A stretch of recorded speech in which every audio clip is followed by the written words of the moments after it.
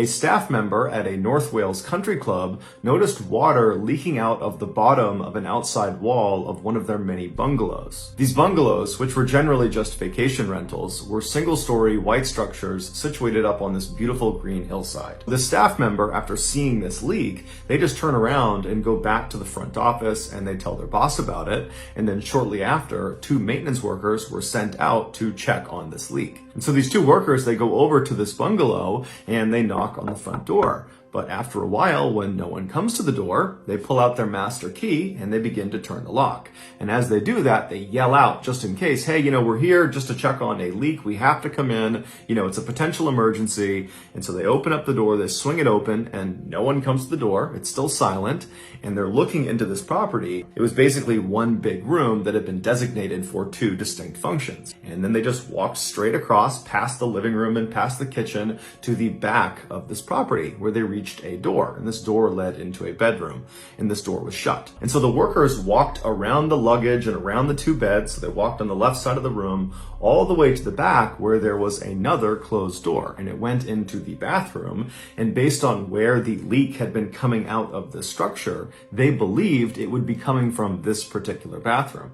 And so again, they get up to this door and they knock on it, but there's more silence. And so they open up the bathroom and right away they see water all over the bathroom floor.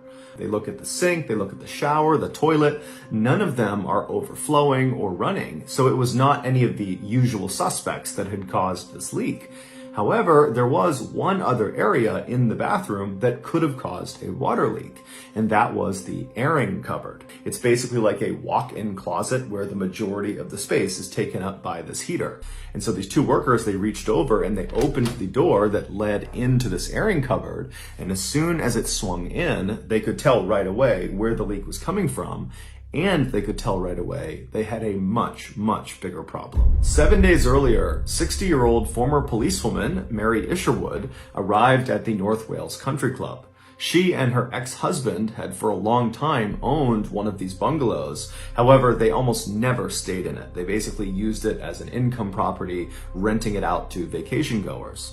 But they had recently decided that they wanted to actually sell the property. And so before the sale became final, Mary had told her ex-husband that she just wanted to go and spend a week actually enjoying the property and actually take a vacation there. And so Mary arrives at this country club. It's late at night when she gets there. And then instead of just kind of getting settled in and going to sleep, she decides she's going to go exercise. Mary was incredibly fit and healthy. She loved playing golf and running and exercising in general.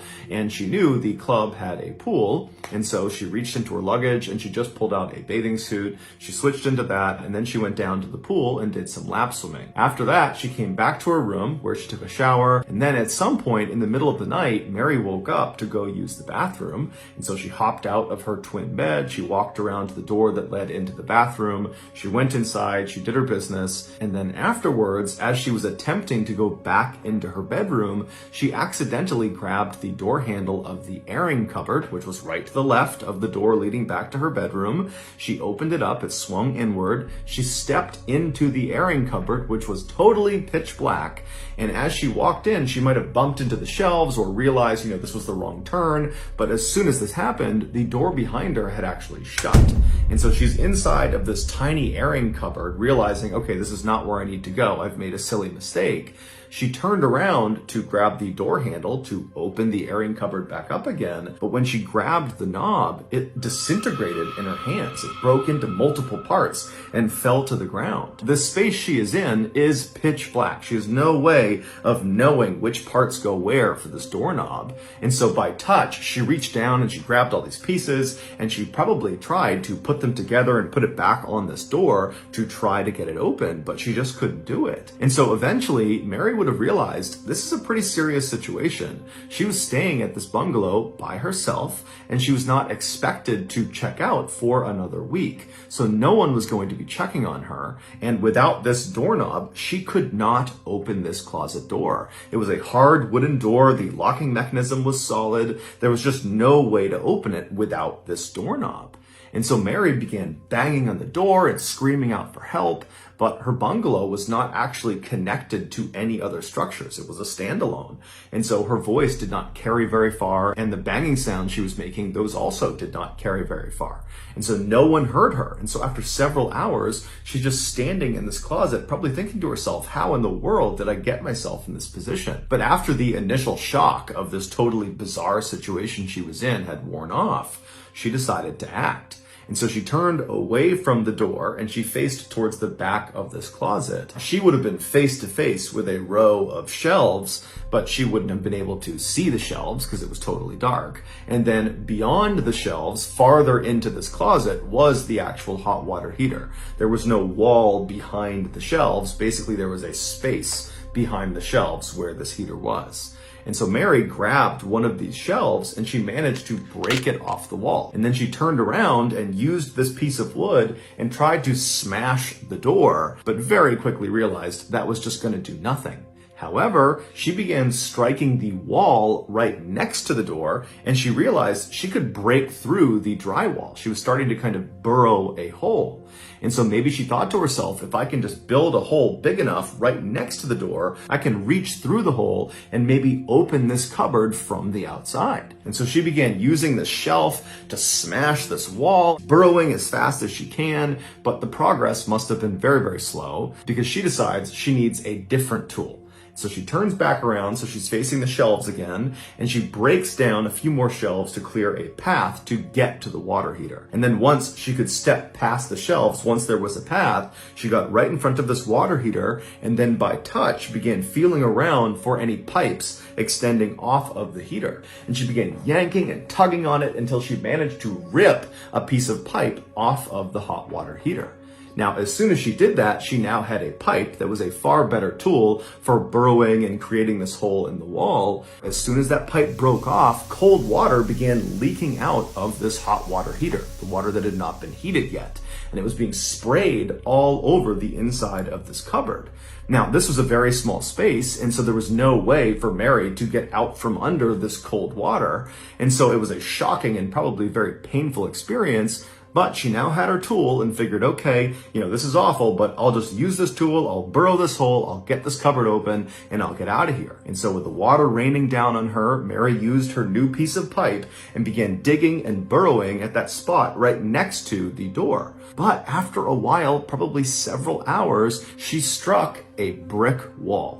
There was no way she could actually push through this wall and reach around and open the cupboard door. There was nothing she could do. It was a dead end.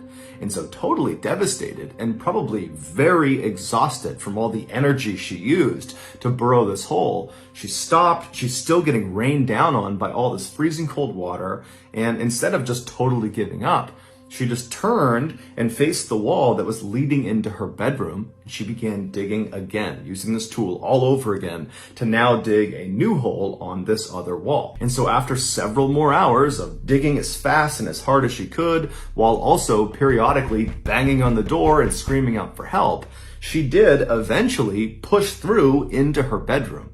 However, in a cruel twist of fate, when she did finally poke through this wall, there was no bricks in the way, she hit what felt like another dead end. But in fact, what it was a picture frame with a glass cover across it had been screwed onto the wall in her bedroom. And this painting was right over where she was digging this hole. And so in her totally exhausted and panicked and saddened and scared state, she hits the back of this painting. And again, it's pitch black and she's feeling through the hole most likely. And she's touching this hard back of this painting. And she's realizing, oh my goodness, I've hit another dead end. There's nowhere for me to go. Even though in reality, she could have very easily just broken through that frame and then maybe made the hole a little bit bigger, and then she could have squeezed through it and escaped. But she didn't know that, and so she eventually just slouched to the ground and accepted her fate. 6 days later, when those two maintenance workers opened the airing cupboard door, they found Mary's body slumped up against the wall inside this closet. She had died of hypothermia. It would turn out other residents of the other bungalows nearby heard banging coming from this bungalow on Saturday night, and then they also heard the banging the following morning, on Sunday morning. But none of the other residents reported reported it because they believed it was just construction or some other maintenance work. However, there was one couple staying in one of the nearby bungalows that thought there was something off about this banging, and they told each other if the banging persists past 5 p.m. on Sunday, so that's the day after Mary got stuck, this couple told each other that if it continues past 5 p.m., we'll report it. Mary stopped banging on the walls and yelling for help right around 5 p.m. on Sunday. And so this couple, right as they're getting ready to go tell the front desk, the banging stopped, and so they stopped worrying about it. It's unclear how long Mary survived after she stopped banging around 5 p.m. on Sunday. It could have been minutes, it could have been hours, it could have been days. Mary's family would ultimately sue the country club for negligence. However, the outcomes of this case have not been made public.